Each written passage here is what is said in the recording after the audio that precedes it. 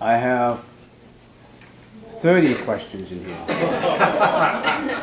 You want to sit here till tomorrow? No, definitely not. So, first question. I try to keep my answers as brief as possible. The first question, if in my next life, this is calligraphy, English calligraphy. If in my next life I get to be born as an animal, what does it say about my karma? Let's take a look at the first part of the question. If I get to be born as an animal, it's right to put it that way. If it says, if God sent me to become an animal, how can God send you to become an animal? Where are you going? Whether you've been animal, you're a ghost, you're human again, it's not determined by God. It's determined by yourself. By all the karma you created in the past, yesterday, the life before, the karma you're creating now. And you will die much later to the karma you're creating tomorrow. So you are the master of yourself. Nobody else. So you get to be born as an animal because of certain reasons, causes. You get to be born as an animal. Nothing to do with the decision of God. Nothing to do with the decision of Buddha. You are the creator yourself. As I always been giving an analogy, you are your own script writer of your own life script. How do you want to write your life script?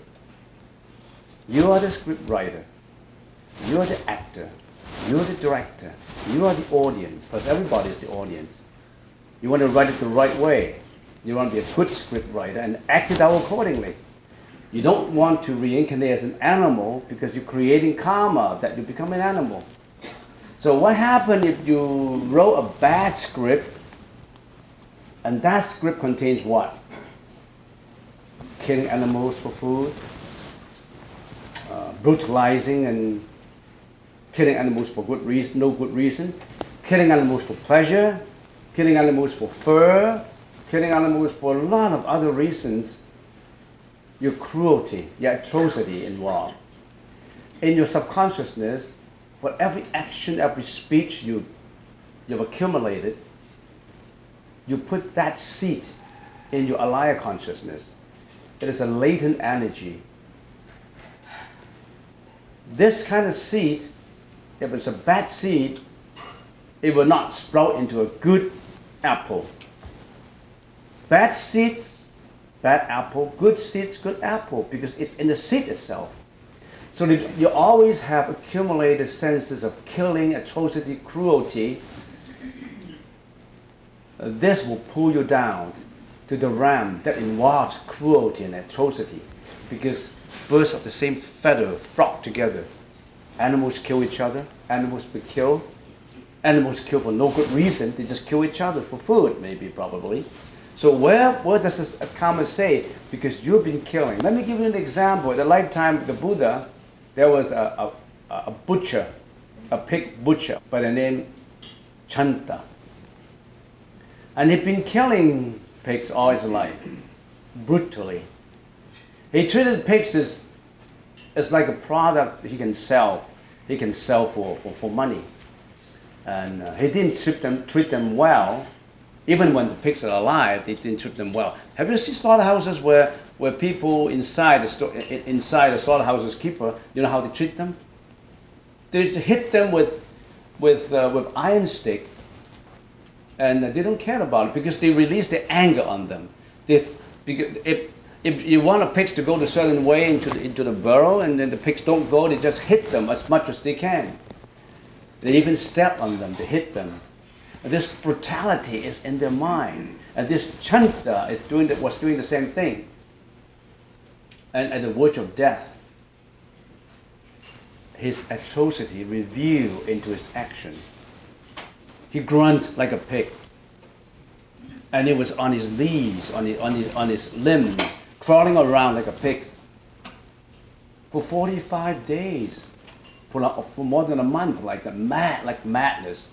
And he had to be confined in his own house because he was crawling even to the neighbors in pain.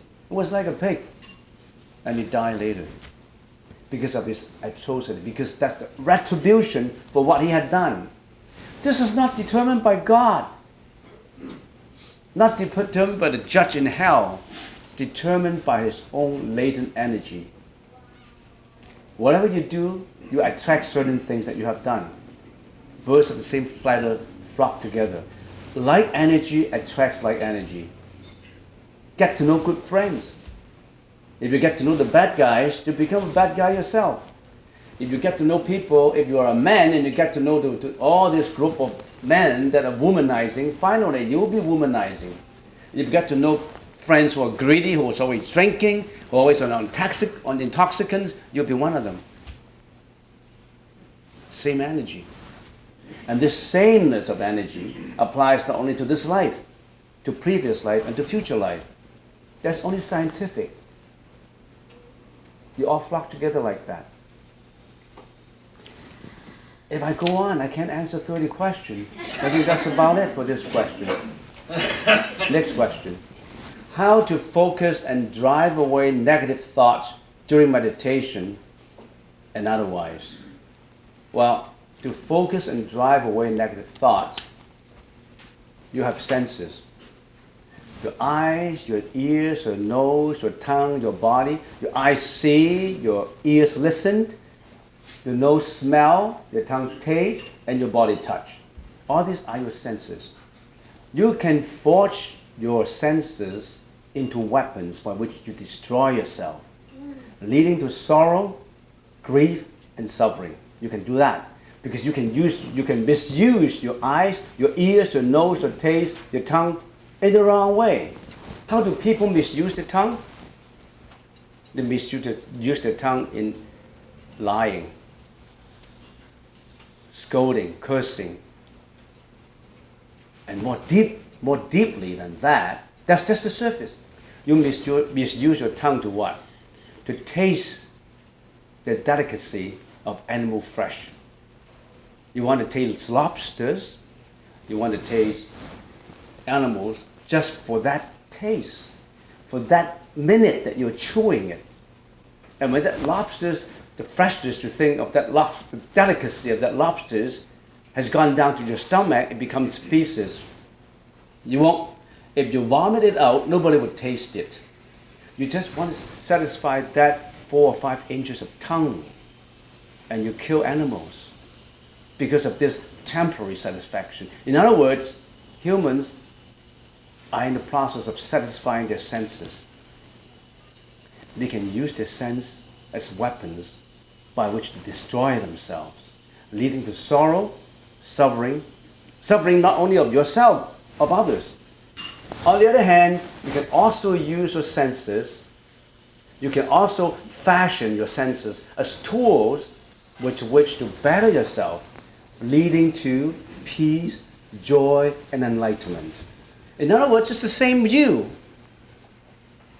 Depends on how you use it, which way you choose. You have a choice. A true and honest choice will lead to joy. A cruel and dishonest choice will lead to inferno. Which one you use? It's your choice. I'm glad that the vegetarian group is taking the right choice. You don't kill animals, right? Hopefully, right? You don't kill animals, you eat vegetables. You're in a healthy diet. But let me tell you, that's just passive. Have you been actively advocating saving animals? There are people who like that. There are people who only not only considering themselves, they consider actively how to save them. You can forge this hand to be a weapon. You can fashion this tool leading to happiness. Which one you choose? So you're talking about focusing and the negative thought. You are your own master. How do you want to do it? Why don't you come to a class of meditation? You got to put everything in the right perspective first. Put your mind under your control. Put your senses under your control.